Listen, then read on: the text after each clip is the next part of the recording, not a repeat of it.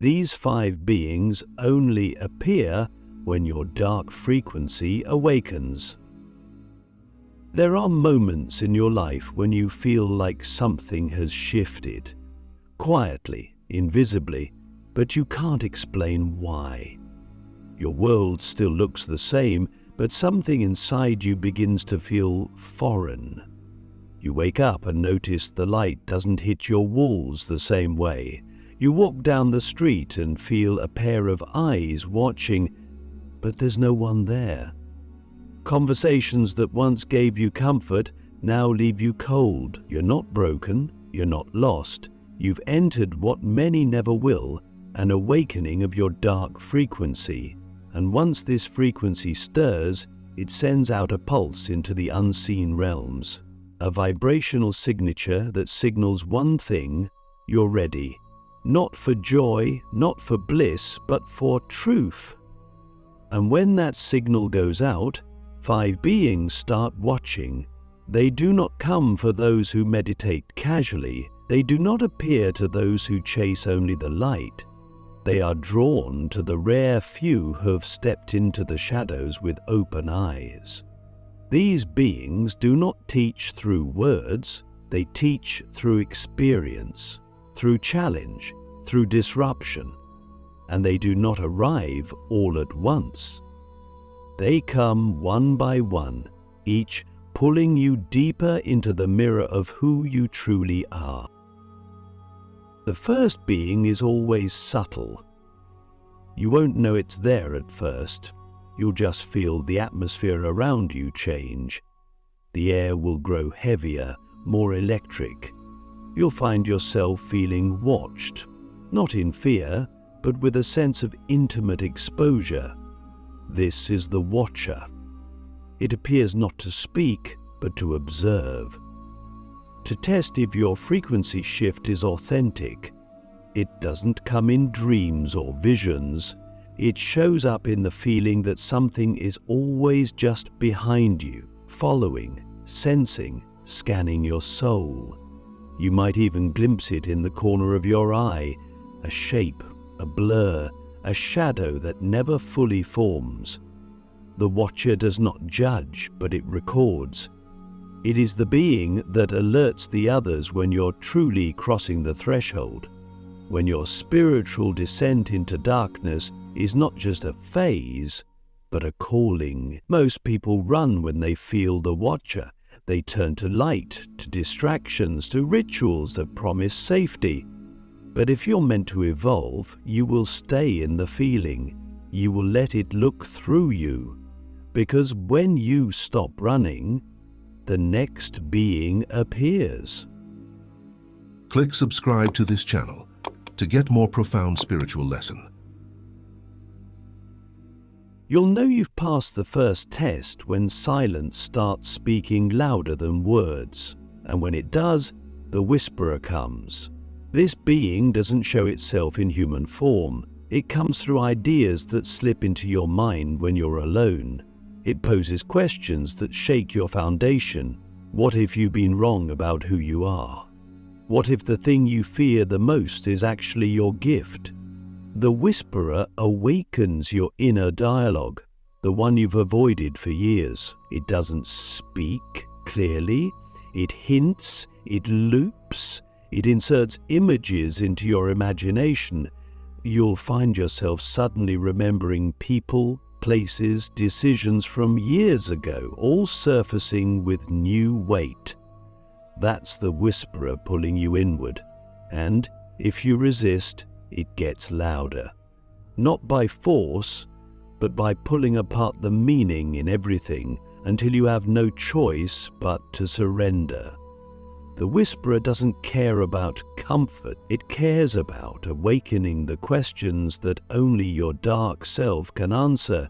And when you finally respond, not with fear, but with curiosity, it vanishes, leaving only echoes of yourself you can no longer ignore. Now here's where it gets intense.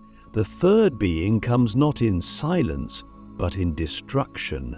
Its arrival shakes everything. The moment you dare to embrace your power, not just the light, but the parts of you that crave freedom, rage, rebellion, the third being awakens. This one is the breaker. You'll know it's near when your life begins to fracture, relationships fall apart, money disappears, old dreams turn into dust, and you feel like the universe is punishing you for waking up. But it's not punishment, it's refinement. The breaker doesn't appear to those still trying to control their evolution. It comes to those who say, "I'm ready to lose everything if that's what it takes to become who I truly am." It doesn't whisper or wait, it tears. And in the tearing, you'll confront every illusion you held sacred. Your identity, your purpose, your path, all of it will be exposed. Most people at this stage turn back. They reach for healing, for comfort, for saviors. But if you stay, if you let the breaker do its work, you'll be left with something precious. Nothing. And in that nothingness, the fourth being will arrive. But before we go further, I want to ask you something terrifying but necessary. Have you ever prayed for change and then watched your entire life collapse within weeks? Have you ever asked for truth and then wished you could unsee what came next? That's not coincidence. That's the edge where these beings dwell. They don't answer prayers, they answer frequency. And if you've reached the point where the breaker is moving through your life, don't beg for it to stop. Ask instead, what must die in me so something eternal can live? Because what comes next is not a being who breaks or whispers or watches. It's one that becomes your reflection. One that will pull out the deepest layer of your dark frequency and demand that you love it. That being has a name, but you'll only hear it if you survive the breaker. The one who looks just like you, how this being forces you to integrate the power you are trained to reject. If you've come this far, past the pressure of the watcher, the unsettling riddles of the whisperer, and the soul quake brought on by the breaker, then you're not who you were before. Even if your outer life still looks the same, inside you the structure has changed, old patterns have been exposed, false identities have collapsed. The parts of you that clung to safety have been burned to ash. And now, in the emptiness, you're finally able to see something you were never ready to look at before. Yourself. But not the self you perform, or the one the world trained you to become. This is the self that was hidden behind layers of guilt, shame, conditioning, and fear. The being that now appears is not external. It doesn't wear a mask, and it doesn't pretend to be anything other than what it is. It looks exactly like you, but it is made entirely of the parts you've exiled. It is your shadow, your power, your hidden rage, your divine darkness, and it arrives with only one goal: to see if you're finally ready to merge. This being doesn't come gently. It doesn't soothe you or tell you you're doing great. It confronts you in every reflection, every interaction. You begin noticing that people start treating you differently, mirroring back the exact energy you've suppressed. Someone accuses you of being manipulative, and instead of reacting, you pause because deep down, you realize you have manipulated to survive. You are just too unconscious to see it. You walk into a room and suddenly feel like you're either too much or not enough. This being amplifies your self-awareness to an excruciating degree, not to punish you, but to show you everything you've projected, blamed, avoided. It is your spiritual mirror. It is the reflector, and the reflector doesn't just show up once. It stalks you. It becomes the face of your inner critic, then your desire, then your grief. It appears in dreams, in relationships, even in your own thoughts. When you're about to repeat an old pattern, it interrupts. When you try to numb, it sharpens the pain. When you pretend to be someone you're not, it floods your body with discomfort. Its presence is not subtle, it's visceral. It follows you not to torment, but to integrate. Because it knows something you forgot. You are not meant to be pure light. You are meant to be whole. And wholeness requires the dark. The reflector asks the most difficult questions. What parts of yourself did you kill just to be accepted? Whose story are you still living out of loyalty, not truth? Where have you mistaken fear for morality?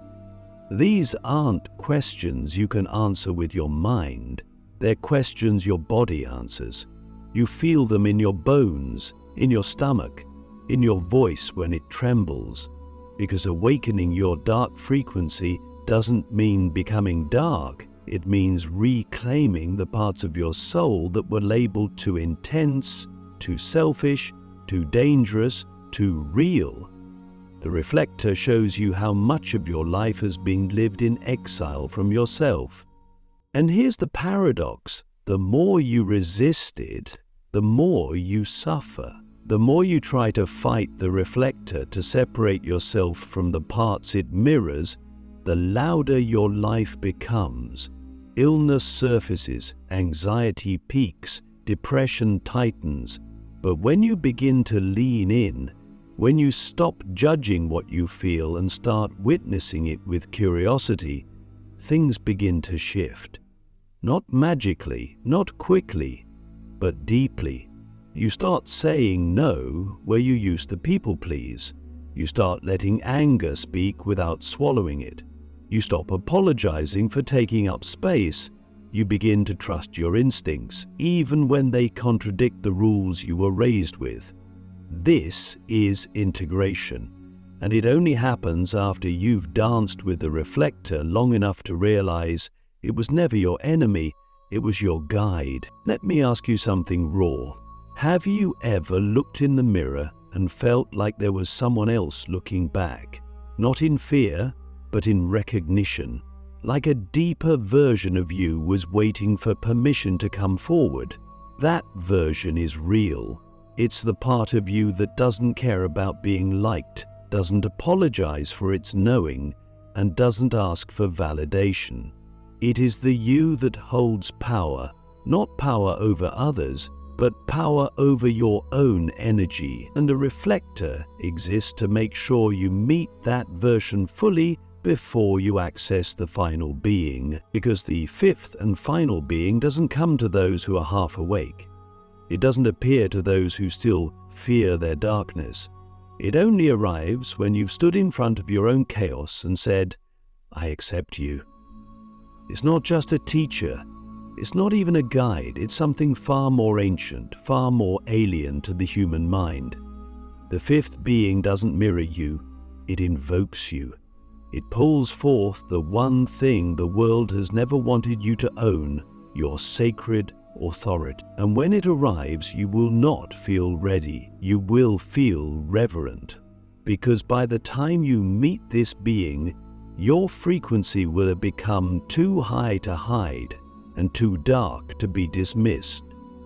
The Ancient One who calls you to rule. Why this being only appears when you no longer need permission to be divine. At this point, something profound has shifted.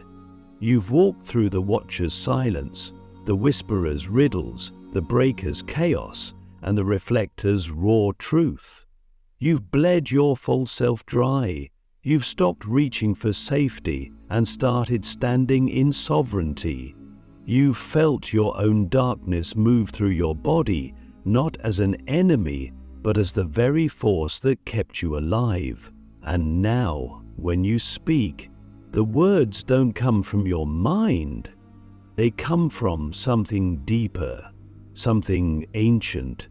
This is when the fifth and final being arrives, not to guide, not to test, but to recognize. It does not come to those still questioning their worth. It only appears when you've become sovereign within yourself, when you no longer wait for permission to be powerful. This being is unlike any other. It doesn't look like you, speak like you, or feel familiar at all. In fact, it may terrify you at first, because what it reflects is not your wound, but your divinity, raw, real, and undeniable. This is the Ancient One. Not a person, not even a soul in the way we usually understand it. It is an intelligence, a field of ancient memory that remembers your original essence before the world taught you to forget. And when it shows up, it doesn't ask you to follow, it demands that you remember. Not in theory, not in belief, but in embodiment. It doesn't care if you're ready. It only appears when you are. You might first sense it in dreams, not as a figure, but as a presence, vast, dense, impossible to explain, a kind of gravity that pulls your attention inward, like a planet that just entered your orbit. You wake up shaken, changed, more awake than before. Or it may appear during moments of stillness, when your mind is quiet and your energy drops into the body, fully present, fully aware. The room goes still, time slows, and you feel something ancient looking through your eyes. Not from outside of you, but from within. You realize this has always been here. It's just that the noise of your mind was too loud to hear it. The Ancient One doesn't offer advice. It doesn't give signs. It speaks in the language of resonance. You suddenly know what must be done, not because someone told you, but because it is encoded in you. Your actions become guided by an inner command that cannot be explained, only followed. You begin to live from instinct, intuition, and deep knowing, not out of rebellion, but out of alignment. You no longer seek validation. You no longer compromise your truth to avoid discomfort. You don't fear consequences because your compass no longer points to safety, it points to destiny. And that's what the Ancient One activates. The memory of your soul's blueprint. The real reason you came here. Not just to awaken, but to lead. But here's what no one tells you about true spiritual leadership. It's not about followers. It's not about building platforms or gaining attention. It's about vibration. You become a frequency anchor. Your very presence becomes an activation.